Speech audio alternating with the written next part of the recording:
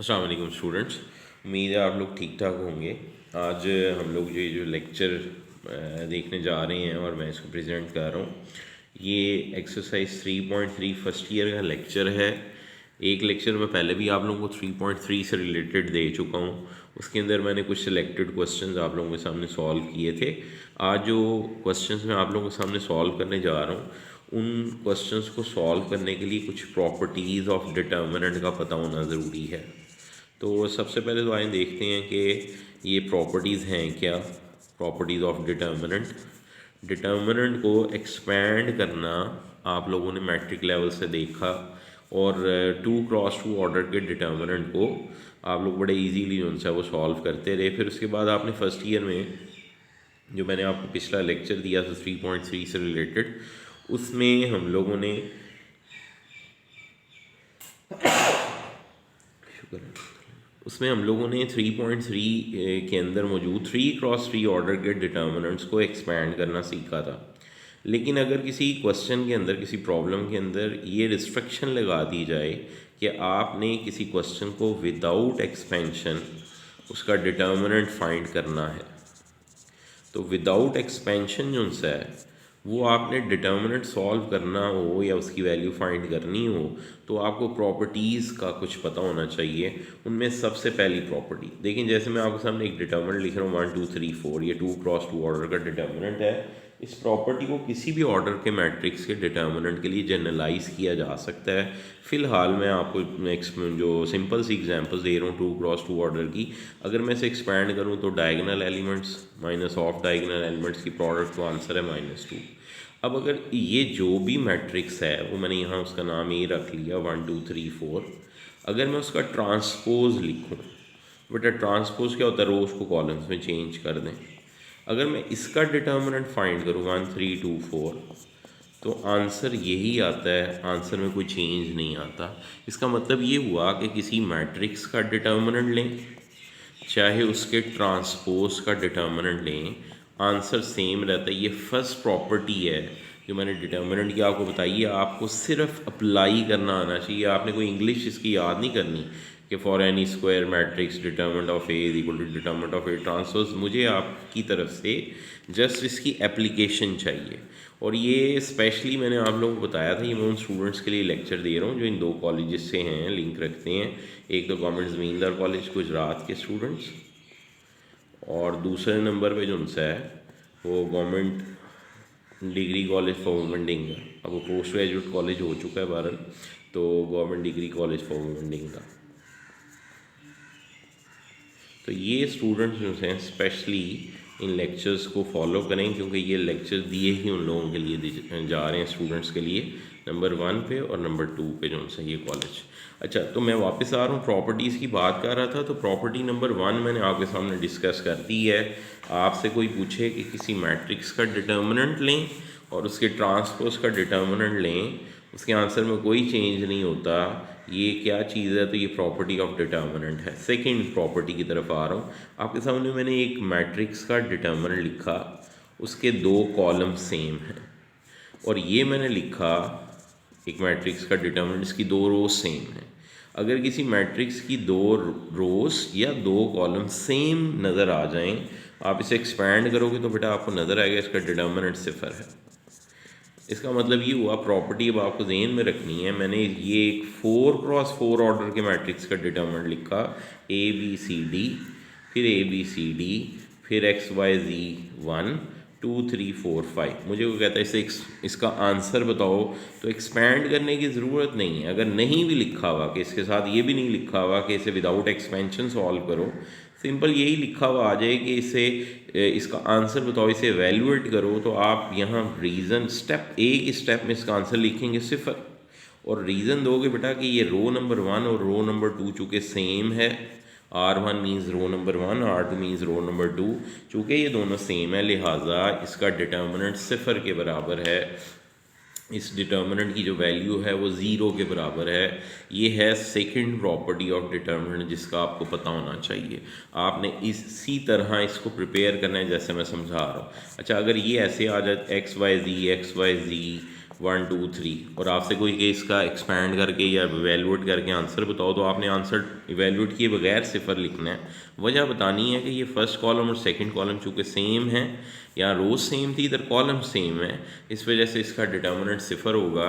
ये second property अब आपने माइंड में रखनी है। प्रॉपर्टी मैंने बता दी है कि अगर आपके पास किसी डिटर्मिनेंट की 2 रोज़ या 2 कॉलम सेम आ जाएं तो उसका आंसर सिफर होता है, उसका डिटर्मिनेंट ज़ीरो के बराबर होता है। अच्छा, ये प्रॉपर्टीज़ जो मैं बता रहा हूँ ये MCQ के तौर पे भी पेपर्स में एग्ज़ाम्स में आती हैं। थर्ड प्रॉपर्टी देखो, मैंने यहाँ आपके सामने एक मैट्रिक्स लिखा। अच्छा, ये मैं बड़ा मैट्रिक्स लिखूँगा तो टाइम काफ़ी लेगा, तो मैं छोटा मैट्रिक्स का डिटर्मिनेंट ले रहा हूँ, उसकी एक रो ज़ीरो है। अब अगर आप इसे एक्सपैंड करते हो बड़ा डिटर्मिनेंट इसका आता है ज़ीरो। अगर इसका एक कॉलम सिफर है, आप इसे एक्सपैंड करोगे तो आपको नज़र आएगा इसका आंसर भी ज़ीरो है।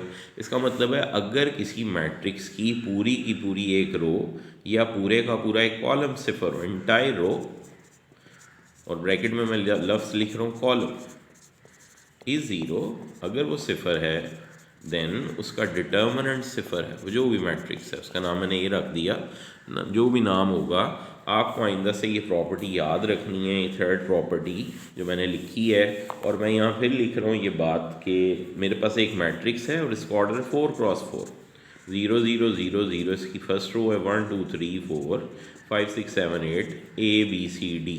मुझे किसी ने कहा इसको एक्सपैंड करो, एक्सपैंड किए बगैर ही मैं इसका जवाब ज़ीरो लिख दूंगा, वजह इसकी रो नंबर 1 सिफर है। ऐसे ही अगर इसका कोई कॉलम ज़ीरो होगा तो तब भी मैं इसका डिटर्मिनेंट सिफर लिखूंगा। तो ये थर्ड प्रॉपर्टी मैंने आपको बताई है। और अब मैं फोर्थ प्रॉपर्टी की तरफ चल रहा हूँ। जो फोर्थ प्रॉपर्टी है वो क्या है कि मेरे पास एक मैट्रिक्स का डिटर्मिनेंट है, मैंने इसे एक्सपैंड किया, इसका आंसर आ रहा है -2। अब अगर मैं इसकी 2 रोज़ जो लिखी हुई है, एक रो नंबर 1 है और रो नंबर 2 है, इसे इंटरचेंज कर दूँ, यानी इंटरचेंज R1 एंड R2। बेटा इसको इस लाइन को आप ऐसे ना भी लिखना चाहें तो आप ये लफ्ज़ भी लिख सकते हो by R12 means row number 1 और रो नंबर 2 हम इंटरचेंज कर रहे हैं। आइंदा ये ज़हन में रखिएगा, ये दोनों सिमिलर चीज़ें हैं, आपकी मर्ज़ी है आप ये वाली लाइन लिखो या ये वाली लाइन लिखो, एक ही बात है।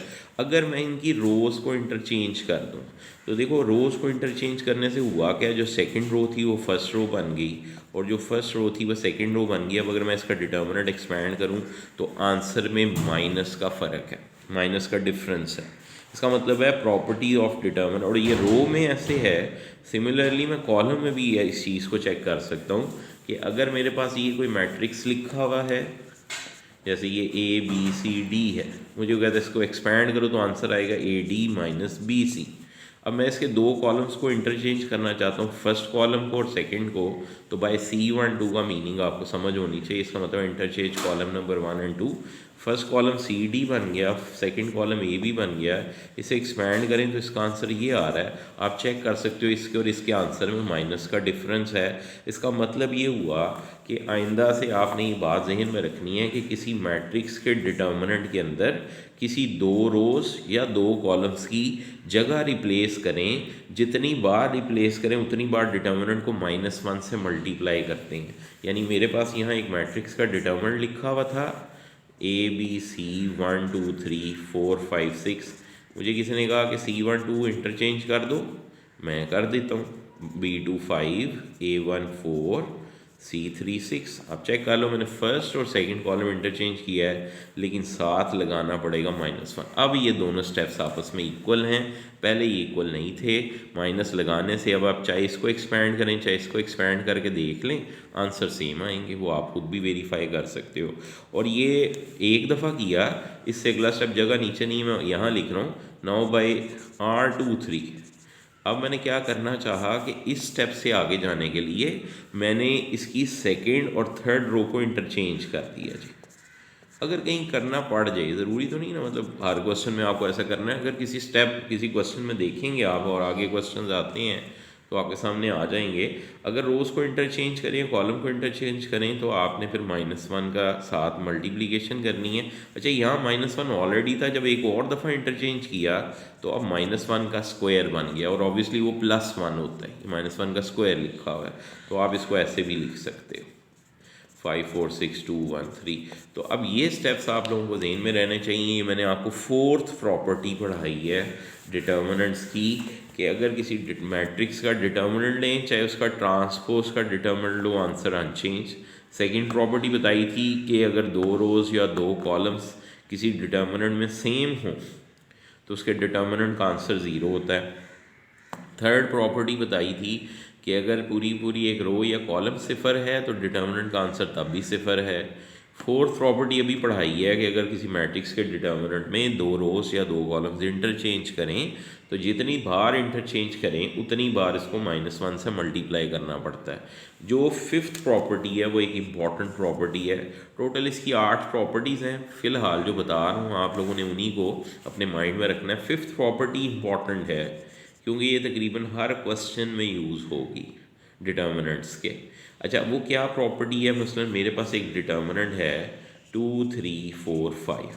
आप इसे चेक करो, इसका डिटर्मिनेंट का आंसर आता है 10 - 12 विच इज़ -2। अच्छा, अब ये इसकी रो नंबर 1 है, ये रो नंबर 2 है। अगर मैं इस पर एक रो ऑपरेशन लगाऊँ, रो ऑपरेशन बेटा लफ्ज़ मैंने यूज़ किया है। रो ऑपरेशन जो है वो उसका मीनिंग ये होता है कि आपने रोज़ को किसी नंबर से मल्टीप्लाई करके किसी दूसरी रो में प्लस या माइनस करना है, उसे कहते हैं रो ऑपरेशन। उसको लिखने का तरीका देखो, मतलब मैंने ये लिखा, इसको पढ़ते क्या हैं? इसे पढ़ते हैं रो 1 में से 2 से मल्टीप्लाई करके रो 2 को माइनस करना है। अच्छा, जो रो या कॉलम पहले लिखा जाएगा जिसको मैंने टिक किया है, चेंज उसमें आएगा, उसमें चेंज नहीं आएगा जिसको आप प्लस या माइनस कर रहे हैं। अच्छा, अब ये डिटर्मिनेंट है, जो इसकी सेकंड रो है मैंने बोला वो अनचेंज रहेगी। जो इसकी फर्स्ट रो इसमें चेंज चेक करना हो, अभी तो मैं आपको ज़ुबानी डायरेक्ट नहीं लिख रहा हूँ, आपके सामने ये लिख रहा हूँ ताकि आप समझ लो, लेकिन आपको आना ज़ुबानी ही चाहिए, ऑरली चाहिए आपको। वैसे ही कैलकुलेशन करके चेक नहीं करना चाहिए। कैलकुलेशन जिनकी वीक है वो आप इस तरह चेक कर सकते हैं। तो ये देखो, रो 1 का पहला एलिमेंट, ये रो 1 है, ये रो 2 है। रो 1 यहाँ उसके सारे एलिमेंट्स लिख रहा हूँ, उसका पहला एलिमेंट 2 है, दूसरा एलिमेंट 3 है।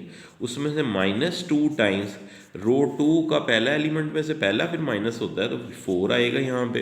दूसरे वाले में से दूसरे वाले को माइनस करेंगे तो ये आएगा 5। और आंसर बेटा आएगा 2 - 8 विच इज़ -6 और 3 - 10 विच इज़ -7। इसका मतलब फर्स्ट एलिमेंट अब चेंज होके बन जाएगा -6 जो पहले 2 था, और सेकेंड एलिमेंट जो पहले 3 था वो -7 आ गया।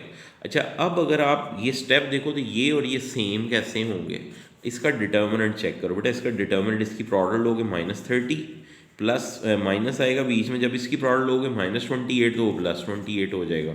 और आप इसका डिटर्मिनेंट चेक करो, ये वही आंसर है जो ये आंसर लिखा हुआ है। इसका मतलब ये हुआ डिटर्मिनेंट के आंसर पे कोई फ़र्क नहीं पड़ा, डिटर्मिनेंट का आंसर चेंज नहीं होता अगर किसी मैट्रिक्स के डिटर्मिनेंट की दो रोज़ या दो कॉलम्स में आपस में कुछ ऑपरेशंस लगा के ऐड या सब्ट्रैक्ट किया जाए।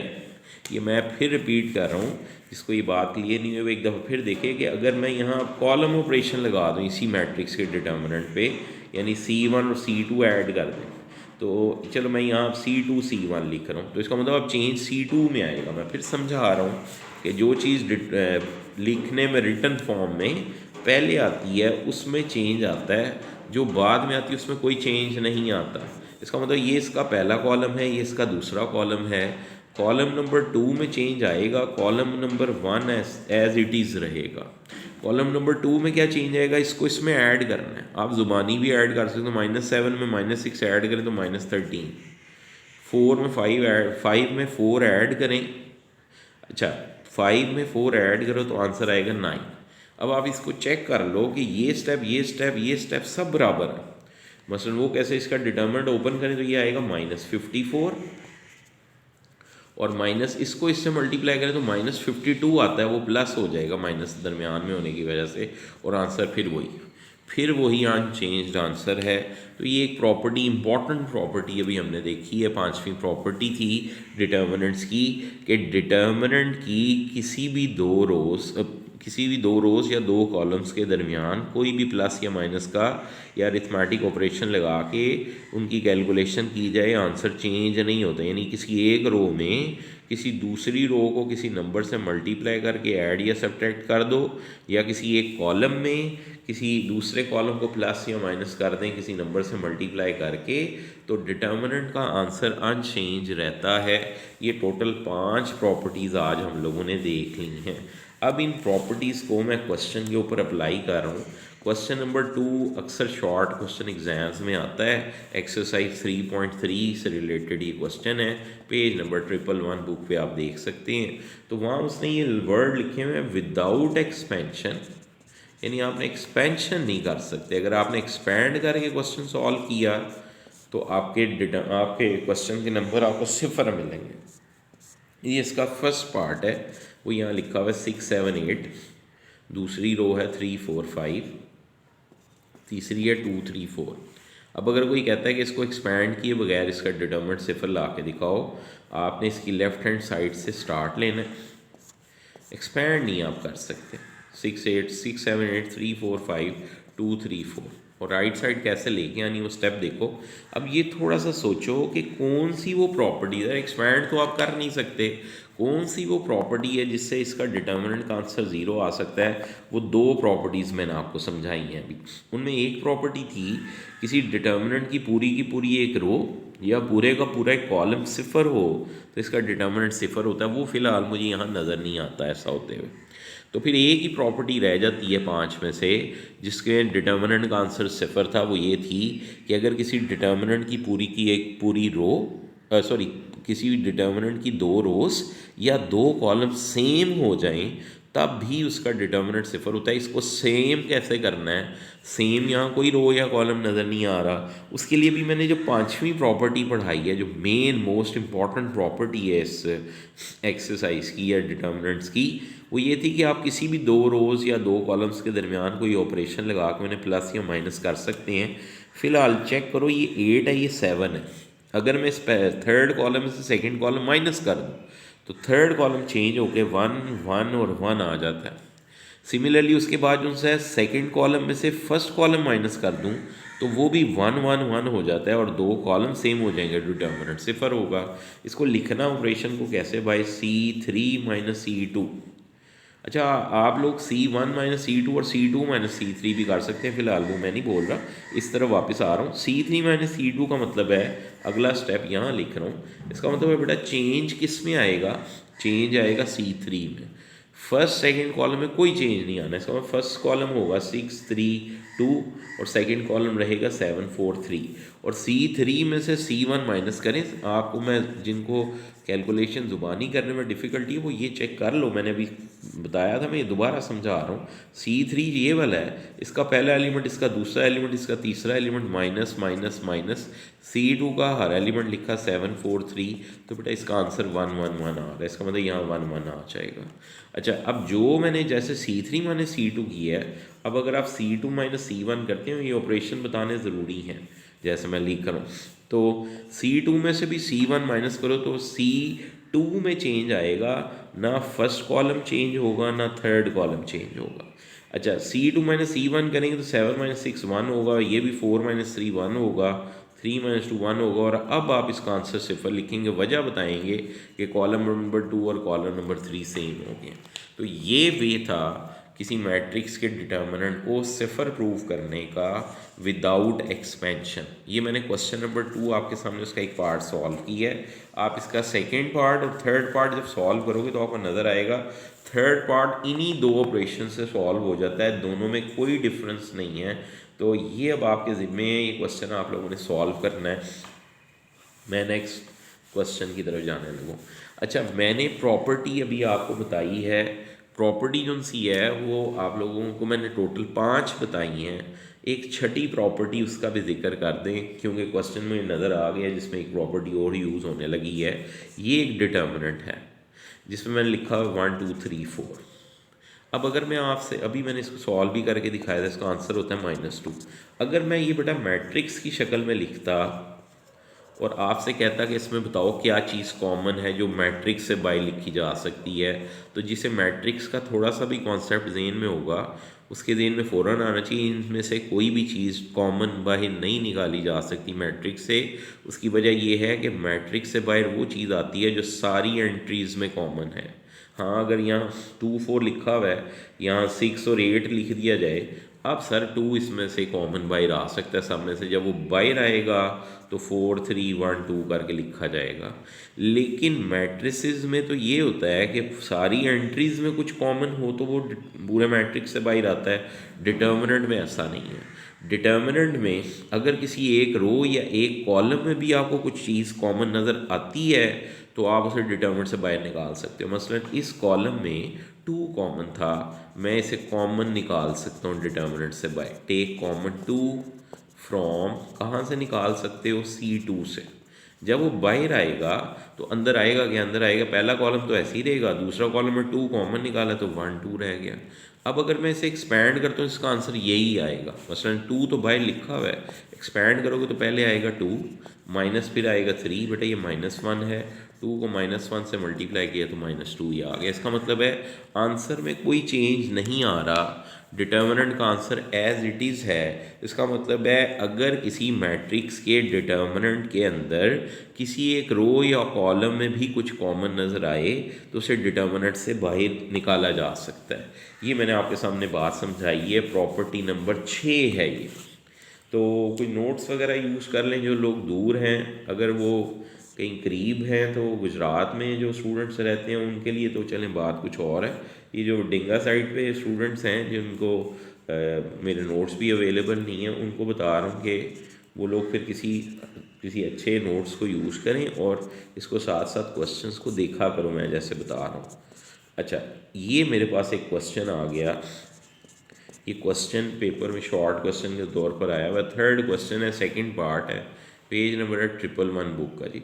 अच्छा, वो कहता है कि इसको इसके बराबर प्रूफ करके दिखाओ। अब उसके लिए इसका मतलब यहाँ नज़र आ रहा है कुछ कॉमन बाहर आया हुआ इस डिटर्मिनेंट से। उसके लिए हमने लेफ्ट हैंड साइड से स्टार्ट लिया, 2 3 0 3 9 6 2 15 1। अब बेटा चेक करें तो इस कॉलम में कुछ कॉमन है तो वो मैंने बाहर कॉमन निकाल लिया। टेक 3 कॉमन फ्रॉम, कहाँ से कॉमन आएगा, C2 से। अच्छा, जब इसको C2 से बाहर कॉमन निकालूंगा तो पहला कॉलम तो ऐसे ही रहेगा 2 3 2, दूसरे में से जब 3 कॉमन निकला तो 1 3 5 आ गया, तीसरा वैसे का वैसे ही आ गया। अब चेक करो कि यहाँ तक पहुँचने के बाद इस सेकंड रो में कुछ कॉमन नज़र आ रहा है विच इज़ अगेन 3। तो इसका मतलब टेक, दोबारा लिखोगे टेक 3 कॉमन फ्रॉम R2, रो 2 में से 3 को दोबारा एक और 3 को कॉमन निकाला।